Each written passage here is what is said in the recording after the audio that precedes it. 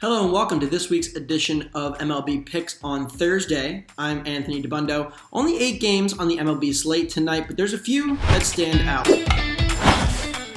Since that long 13-game winning streak, New York has dropped 9 of its last 11 games and fell behind Boston yet again in the standings. That makes this game against Toronto, the fourth of a 4-game series, critically important. The Yankees turn to starter Nestor Cortes. He's pretty excellent this year based on his underlying metrics. He's got a 2.67 ERA, a 2.9 xERA, and a .262 xWOBA allowed. They're all elite numbers in the American League since he's become a regular starter for the Yanks. Cortes ranks in the 68th percentile for strikeout rate and the 56th percentile for walks, according to Baseball Savant. While Cortes may be underrated, Jays starter Jose Barrios is not. He's in fact overrated. His xERA is 4.25, his FIP sits at 3.52, and Barrios is allowing the highest xWOBA contact of his career.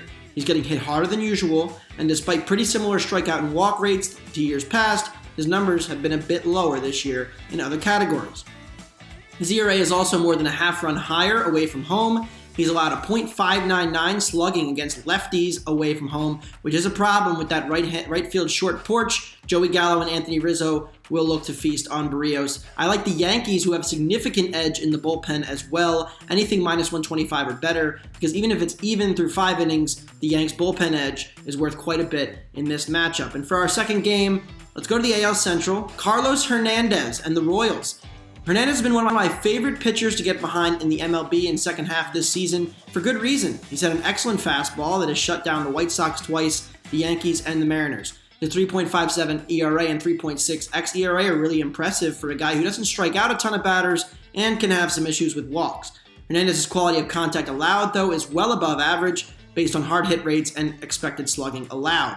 His FIP sits at 3.76, and he's been even better on the road than at home with a 3.14 ERA and 10.7 strikeouts per 9 away from Kauffman Stadium. He faces an Orioles lineup that's been dreadful against righties all year. 22nd in weighted runs created plus, 22nd in strikeout rate, 26th in walks, 27th in hard hit rate. Royals, significant edge here, should not be underdogs even on the road. Anything plus money good on Kansas City to win this game against Baltimore. That'll do it for me, and enjoy this slate along with the return of the NFL tonight.